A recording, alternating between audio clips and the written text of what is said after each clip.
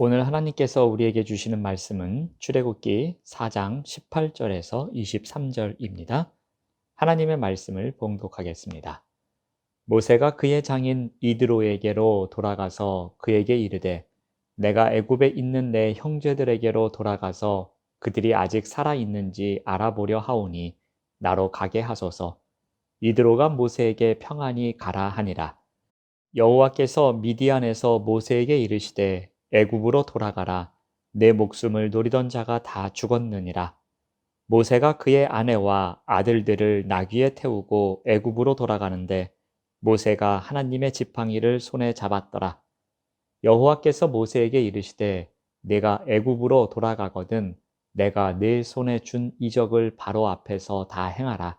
그러나 내가 그의 마음을 완악하게 한즉 그가 백성을 보내주지 아니하리니 너는 바로에게 이르기를 여호와의 말씀에 이스라엘은 내 아들 내 장자라.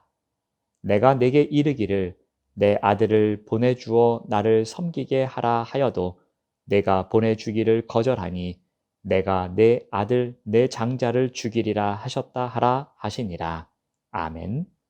오늘은 확신이 필요해 라는 제목으로 함께 말씀을 나누겠습니다.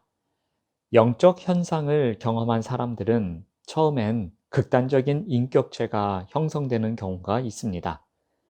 예를 들어 보겠습니다. 고린도 교회에는 다양한 은사를 통한 영적 현성을 경험한 사람들이 많았습니다. 그런데 오히려 공동체가 시끄러워집니다.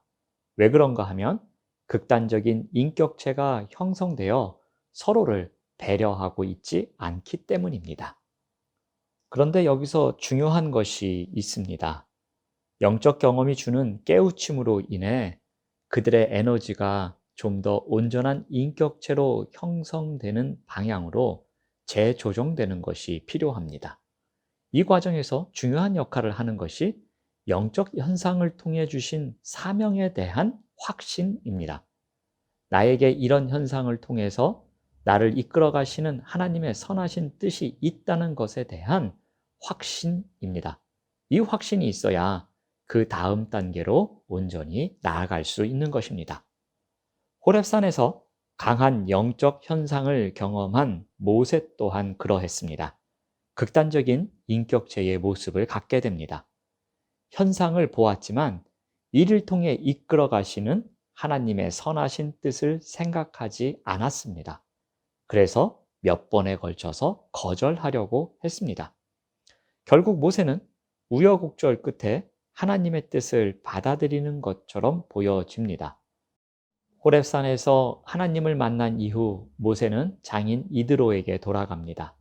그는 인생의 터닝 포인트를 맞이하였고 드디어 하나님의 말씀을 따라 애굽으로 돌아가기로 결심합니다. 그런데 모세는 여전히 머뭇거리고 있습니다. 하나님의 말씀을 듣고 놀라운 이적을 직접 체험했는데도 아직도 확신하지 못하고 있습니다. 우리 4장 18절 말씀을 봅니다. 모세가 그의 장인 이드로에게 돌아가서 그에게 이르되 내가 애굽에 있는 내 형제들에게로 돌아가서 그들이 아직 살아 있는지 알아보려 하오니 나로 가게 하소서. 이드로가 모세에게 평안히 가라 하니라. 모세가 받은 사명은 이스라엘 백성을 애굽에서 데리고 나오는 것이었습니다. 그리고 이스라엘 백성들과 광야에서 함께 하나님께 예배드리는 것이었습니다. 하지만 모세는 사명의 내용을 언급하지 않습니다. 장인에게 말하기를 애굽에 있는 가족의 생사를 알아보기 위해서 가보겠다라고 이야기를 합니다. 모세는 아직도 사명에 대한 확신이 없었던 것입니다. 그래서 일단 가보겠다라고 말합니다. 모세는 더 이상 과거의 그가 아닙니다. 하나님의 부르심을 받은 자였습니다. 자신에게 주어진 사명을 감당하기에는 아직도 장애물이 있어 보입니다. 그래서 사명에 대한 확신이 없었던 것입니다. 그래서 그는 적당히 애굽에 있는 가족의 생사를 알아보겠다고 둘러댑니다. 이런 모세에게는 확신이 필요한 상황이었습니다. 하나님은 그에게 어떻게 하십니까? 먼저 장애물을 제거해 주십니다. 우리 19절 말씀을 보시면은 여호와께서 미디안에서 모세에게 이르시되 애굽으로 돌아가라 내 목숨을 노리던 자가 다 죽었느니라. 하나님은 모세에게 가장 큰 두려움이면서 넘기 힘든 장애물이 있음을 아셨습니다. 그래서 하나님은 이 부분을 먼저 해결해 주십니다. 모세의 목숨을 노리던 애굽 왕이 죽었다는 사실을 알려주신 것입니다. 하나님은 모세가 두려워하던 문제가 사라졌음을 알려주면서 사명에 대한 그의 순종을 촉구하고 있는 것입니다. 다음 단계로 생각의 전환을 갖게 합니다. 모세는 아내와 아들들을 나귀에 태우고 애굽으로 향합니다. 그런데 그의 손에 들린 것이 있었습니다. 20절 말씀을 보면은 모세가 그의 아내와 아들들을 나귀에 태우고 애굽으로 돌아가는데 모세가 하나님의 지팡이를 손에 잡았더라. 우리 앞서 살펴보았던 4장 2절 말씀에 보면 모세는 손에 지팡이를 쥐고 있었습니다. 그 지팡이는 그가 광야에서 양을 치면서 늘 지니고 있던 것이었습니다. 그런데 그 지팡이가 이제 하나님의 지팡이로 지칭이 됩니다. 모세의 지팡이가 하나님의 지팡이가 된 것입니다. 이것은 무엇을 의미합니까? 지팡이 자체가 바뀐 것은 아닙니다. 하나님이 그 지팡이를 통해 표적과 표징을 행하셨습니다. 그래서 그 지팡이는 하나님이 그와 함께 하신다는 약속이 담겨져 있는 지팡이가 된 것입니다. 그러므로 모세가 손에 하나님의 지팡이를 잡았다는 것은 하나님이 그와 함께 하신다는 증거이기도 합니다. 겉모습은 별다른 것 없지만 능력이나 자질은 뛰어나지 않지만 하나님이 함께 하시기 때문에 그 누구보다 능력 있고 뛰어난 사람이 될 수 있다는 생각의 전환을 일어나게 한 것입니다. 마지막으로 사명의 재확인이 필요했습니다. 하나님은 모세에게 명하신 사명을 재확인시키십니다. 이적으로 행하라고 하시면서 보다 구체적으로 말씀하십니다. 21절 말씀을 보시면 여호와께서 모세에게 이르시되 내가 애굽으로 돌아가거든 내가 내 손에 준 이적을 바로 앞에서 다 행하라. 그러나 내가 그의 마음을 완악하게 한즉 그가 백성을 보내주지 아니하리니. 앞으로 모세는 애굽 왕 바로와 긴박한 대결을 펼칠 것입니다.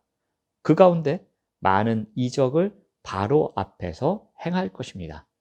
그러나 그 싸움은 짧은 시간 안에 쉽게 끝나지 않을 것입니다. 하나님이 모세를 통해 많은 이적을 행하면 행할수록 바로는 그의 마음을 더욱 완악하게 할 것이기 때문입니다. 이런 과정을 모세가 감당할 수 있도록 사명을 다시 한번 확인시켜 줍니다. 우리 22절 말씀을 보시면 이스라엘은 내 아들, 내 장자다라고 이야기를 합니다. 이것은 모세가 애굽으로 가는 명분이기도 합니다. 또한 왜 바로가 이스라엘을 보내줘야 하는지에 대한 이유이기도 합니다. 장자인 이스라엘이 할 일이 있기 때문이다라고 합니다. 이스라엘이 할 일이 무엇입니까? 23절을 보시면은 내 아들을 보내주어 나를 섬기게 하라라고 하십니다. 이스라엘이 할 일은 여호와 하나님을 섬기는 것이었습니다. 하나님과 이스라엘 사이에 아버지와 아들의 관계는 이스라엘이 하나님을 섬기는 것으로 정의가 됩니다. 이스라엘은 지금 애굽 왕을 섬기고 있습니다. 그러므로 하나님과 이스라엘의 관계를 다시 형성하는 일이 모세에게 주어진 사명이었습니다. 이 사명에 대해서 다시 한번 확신을 갖도록 재확인시켜주고 있습니다. 우리는 이 문제만 해결되면 헌신할 수 있을 텐데 라고 생각하며 주저할 때가 많이 있습니다. 이러한 경우에는 대부분 확신이 없기 때문에 찾아오는 일입니다. 그러므로 확신이 필요할 때에 우리가 해야 할 일이 있습니다. 먼저 우리의 확신을 빼앗아가는 장애물이 있음을 인정해야 할 것입니다. 때로는 두려움, 때로는 내가 부족하다고 하는 생각, 기타 등등의 장애물을 통해서 우리의 확신을 빼앗아가고 있음을 먼저 인정하며 나아가야 할 것입니다. 다음으로는 우리가 그 장애물로 인해서 막혀 있는 그 순간에 생각의 전환을 해 보아야 할 것입니다. 이러한 때 가장 중요한 것은 하나님은 지금도 나와 함께 하신다라는 믿음이 필요합니다.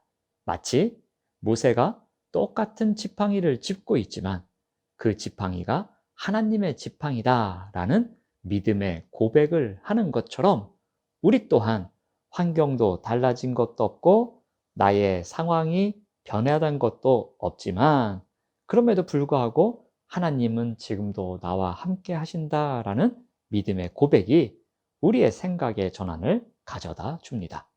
마지막으로 할 일은 자신이 없는, 확신이 없는 그 순간에 우리에게 맡겨주신 사명을 다시 한번 재확인하는 일입니다. 이 과정에서 나와 하나님과의 관계를 다시 돌아보고 우리가 구체적으로 헌신하는 그 자리에서 주님께서 보여주신 증거와 증표, 그리고 우리가 나아갈 길을 알려주시는 그 하나님에 대한 무한한 신뢰를 가져야 할 것입니다. 기도하겠습니다. 하나님 감사합니다. 우리는 이 문제만 해결되면 헌신할 수 있을 텐데 라고 생각하며 주저할 때가 많이 있습니다. 그런 생각이 들 때마다 우리의 확신을 빼앗아가는 장애물이 있음을 인정하면서 그 막혀있는 순간에서 벗어나기 위해 생각의 전환을 해보고 자신이 없는 그 순간에도 우리에게 맡겨주셨던 사명을 재확인하는 믿음의 삶을 살아갈 수 있도록 인도하여 주시옵소서. 예수님의 이름으로 기도드립니다. 아멘. 생명의 말씀